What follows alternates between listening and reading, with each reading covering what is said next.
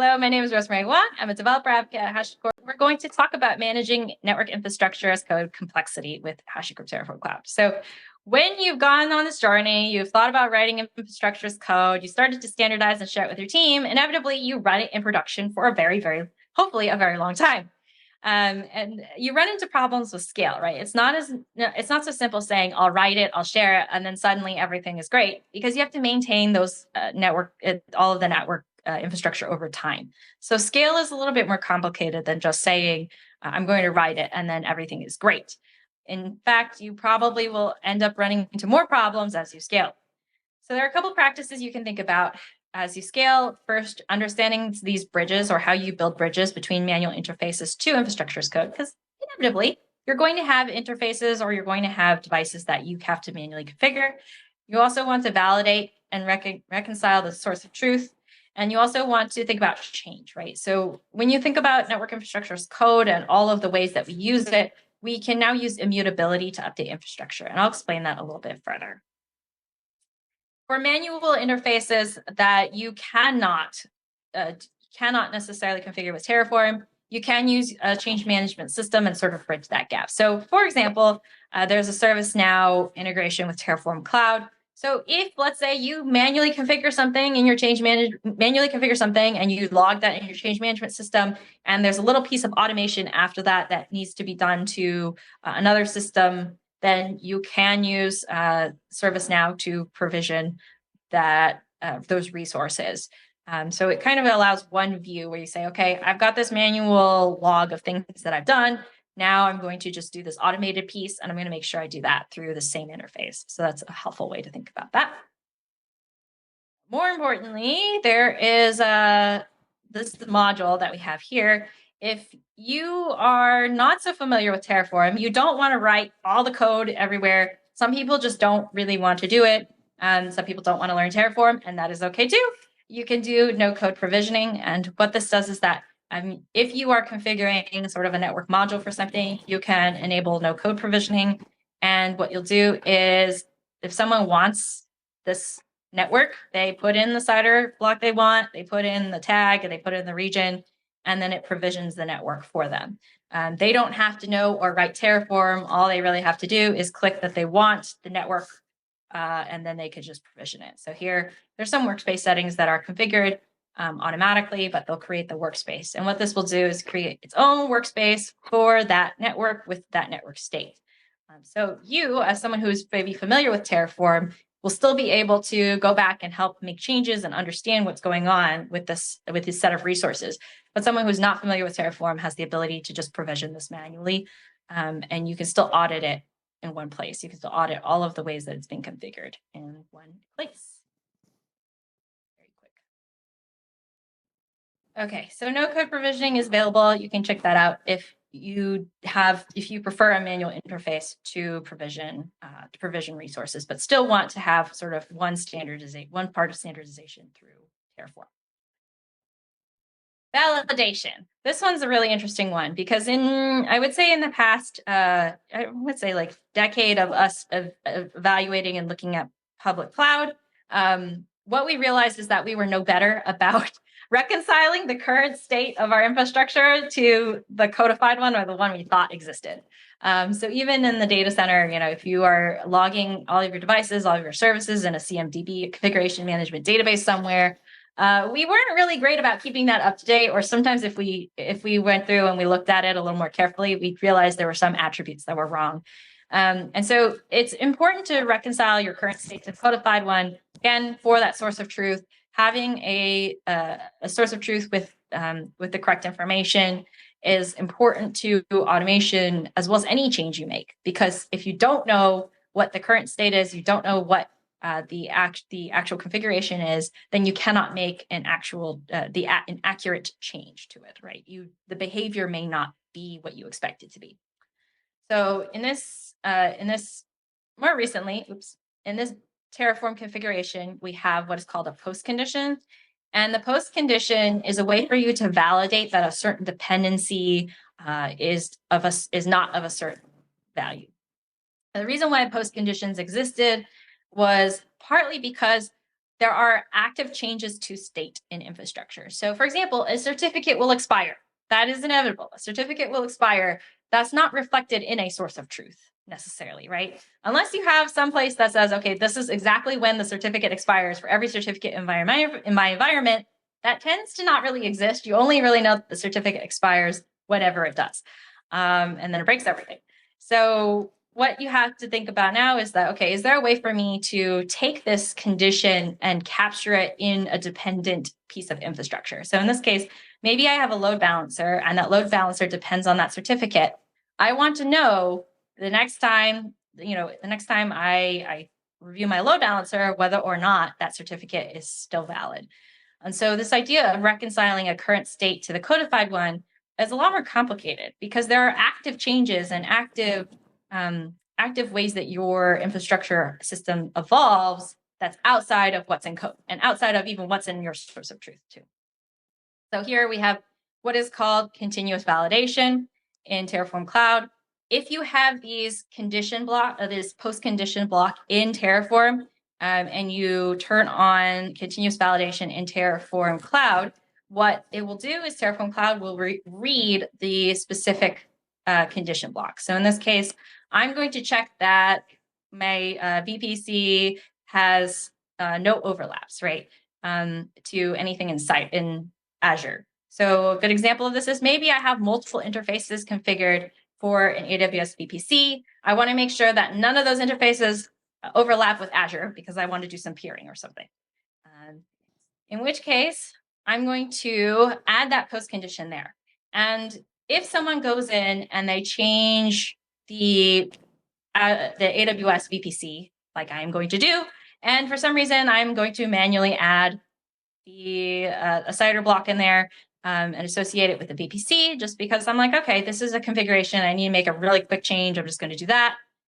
Well, what happens is that Terraform Cloud will pick up that change, right? So what it will do is it will pick up the change because it is a resource managed by Terraform. The AWS VPC is managed by Terraform, and it will check that condition. So my condition iterated through every CIDR block on that AWS network and said, does it match the one in Azure? And once this continuous validation check runs, it will tell me, hey, something's not right with this. There is some overlap. So we'll accelerate this a bit. But once the continuous validation check runs, it will evaluate whether or not that post condition suits the existing one that I've set in place. So here, notice there's the failure. What it's basically saying is, hey, there are CIDR blocks for AWS VPCs that do overlap with Azure Virtual Networks. So I should probably check out what's going on and fix it. Continuous validation, as I pointed out, is probably better for attributes in your environment that you know are going to evolve over time that are not directly captured in state, and they're not directly captured in some source of truth somewhere, and they're not captured in your code. So these are things that are always going to be evolving in your environment.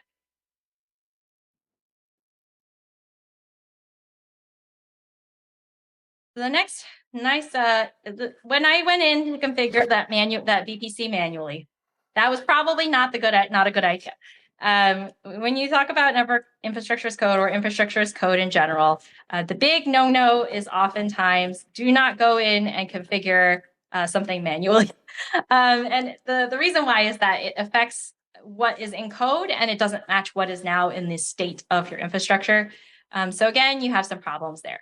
So similarly, I'm going to go in, I'm going to mess with my routing table. I'm going to configure it to go somewhere that it's not really supposed to go. And I'm going to save those changes. So I'm making a manual change in the AWS interface. This is pretty common, especially when you have multiple groups of people working on the same environment. Some of them maybe have access to production. They shouldn't, but they do, and they're going to make these changes, and that's okay. The nice part about Terraform Cloud now is that there is drift detection. So drift is a term that refers to the difference between the actual configuration and the one that actual state and the one that you thought. So drift is important because if there's a difference between what is in code and what is actually running, then there could be some changes or effect to the resulting change behavior of changes that you make to that system. So here I'm going to assess for drift. And you'll notice that Terraform does pick up some other drift in other components. There's going to be other attributes that perhaps are configured by AWS separately and not configured by the Terraform provider. So what you can do is you can update the state file in Terraform by running what is called a refresh only plan. And that will reconcile what is in Terraform state to whatever is already running in AWS.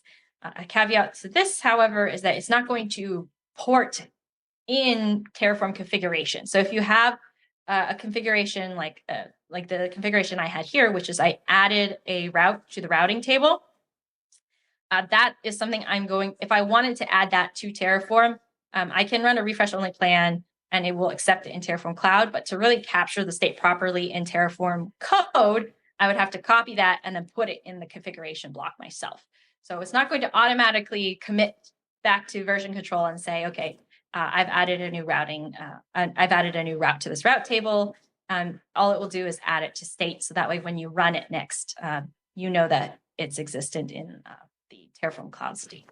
So it did pick up that second routing table, the routing table rule that I configured, but it's not going to go back into my Terraform code. It will just be stored in Terraform state. So you'll notice that as you run this, the plan refresh, it will just reconcile everything. And then I can go back and add it into my Terraform code.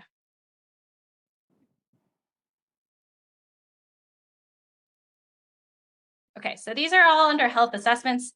If you have more questions about that, you can always take a look at Terraform Cloud's health assessments documentation. Drift and continuous validation are both there really to look for differences between the running environment as well as your code. And it helps stabilize or ensure some consistency in how changes are applied to your environment. Finally, change. Change is inevitable, right? So the changing infrastructure in infrastructure as code is often immutable. What I mean is that you're often going to create new resources with the change, not necessarily update in place. There are many devices in which you do update in place, and you will continue to update them without necessarily creating new devices. So it's not like you can just create a new network switch out of thin air. This only really works for the most part for virtual devices or virtual software-defined infrastructure. So keep that in mind when we talk about immutability. It tends to be skewed towards software, sort of the software space of infrastructure, not necessarily the physical devices. But when you do a blue-green deployment in software, it means that you create a second version, completely new second version of a system. So here I'm creating a completely new version of a network. I made some changes. Maybe it's a new CIDR block that I need to allocate to this network, but I'm not going to change the existing network. Instead, I'm going to create a whole new one because there's a lot of stuff running on the old network and I don't want to touch it too much, right?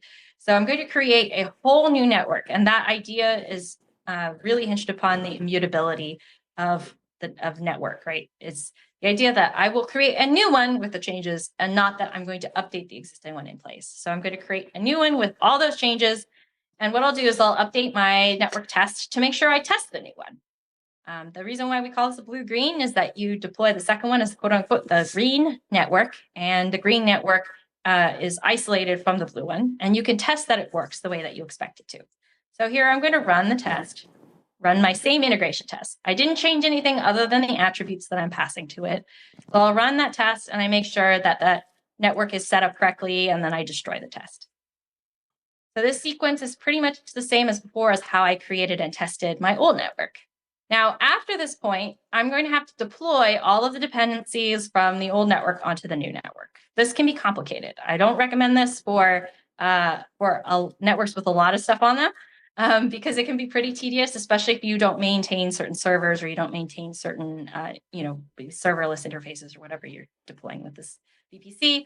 But in this case, maybe I have a couple of things. It's well scoped. I know what is on this network. So what I'll do is after I've deployed the dependencies on it, I can now then keep this network the way it is, right? Oops. I can keep this network the way it is. I don't have to do anything to it. I can just keep it the way it is and just allow it to stay where it's going to stay. I don't have to refactor anything, or I could replace the old one with a new one. And by replace, I don't mean rerun everything and replace. I mean delete the old one, and then clean up Terraform to look like I never made any changes in the first place. And so some people prefer to just keep the second version the way it is. So in this case, I used a module to provision the second network, and I kept it the way it is. But maybe I just don't like how it looks. It's kind of messy looking. Instead, I want it to always be module AWS. I want it to be nice and clean. I don't want this version 2 in there. So what you can do instead is a little bit of a trick. You update all of your variables back to the original, back to the new version of the network. You delete the old one, and then you do this nifty thing called a Terraform state move. And what a Terraform state move will do is it will take the second set of infrastructure resources and shuffle them in Terraform state to the original one that you previously, so the resources from the previous one are actually deleted, and now you just have to this empty shell. And so this sequence, which is set up the second network, delete the old one, move the second one back into the first one in state, is effectively the way you would do a blue-green on a network, right? Or any other piece of infrastructure that you might have. So it's a more common pattern that you'll see when you have resources that are not dependent on a million things, but it's a pattern that does work with networks. It's a pattern that does work with any other infrastructure and device. Not device.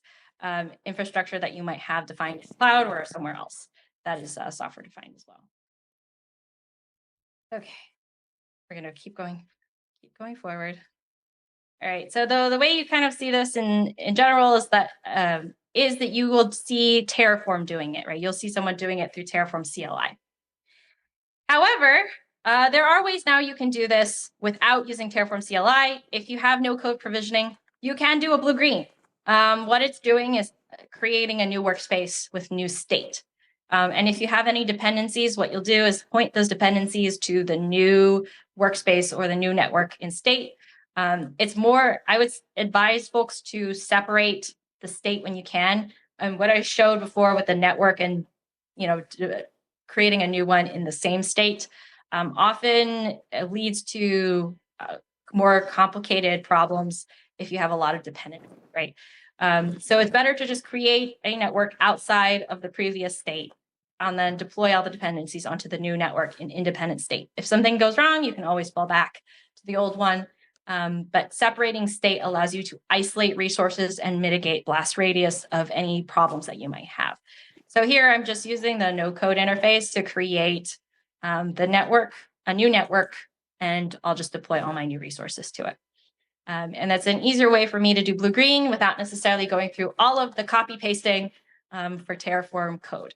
Instead, I just click and create the new workspace. And then I don't have to worry about the same network in the same state, and I don't have to do the state move.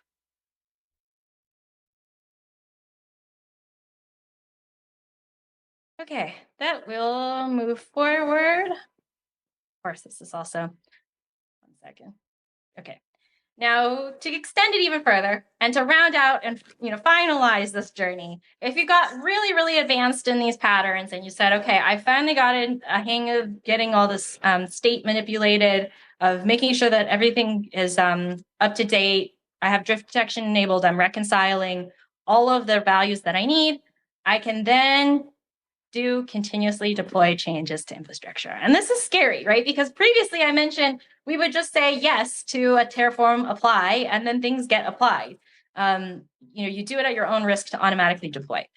More recently, there's a pattern in infrastructure, especially if the infrastructure is code, that we're using continuously deployed changes. So the infrastructure as code runs in response to some event. So it's event-driven infrastructure as code? I don't know. In this case, I'll show a little bit of this, but there's something called Consul Terraform Sync. Consul is a service mesh. It effectively has a lot of services listed in a service catalog. ideally, you want to maybe run infrastructure as code in response to service catalog changes. This means that you can add groups to a load balancer, a security tool, etc. And in this case, you do not say yes to apply. You just let it apply. And so this continuous deployment of infrastructure changes with infrastructure as code is becoming more and more of a pattern. If you're curious, this is a kind of a very, very small demo of that. But in this case, I'm configuring an ACI endpoint security group. And when I initially run console Terraform sync, what it will do is retrieve information from console and say, okay, these are the services in the service catalog. For each service in the catalog, I'll take its IP address and create an endpoint security group for it. Awesome. And now, as you can imagine, however, new services are always coming up in your environment. Maybe if you're in a very dynamic environment, you might have a database that comes up. So now I have a new database that comes up. And, well, console Terraform sync will automatically run and apply Terraform and add the database endpoint security group to ACI to make sure it's all updated. So I don't even have to do Terraform apply. I don't have to check console by myself. Instead, I have a piece of automation that runs infrastructure as code in response to certain events and automatically deploys it for me. So all of these pieces together is sort of the next step, I suppose, of where you go in infrastructure as code. Sometimes, you want to do the manual approach. You want to be able to check and verify and plan all of the configurations you want to make to your infrastructure system. But other times you want something more dynamic, especially if you have network infrastructure that you want to configure more dynamically, because there are services that are coming up dynamically and you want to accommodate for that. This is another pattern that you can think about. Obligatory question here, Rosemary. This Terraform is, of course, fully IPv6 feature parity with IPv4?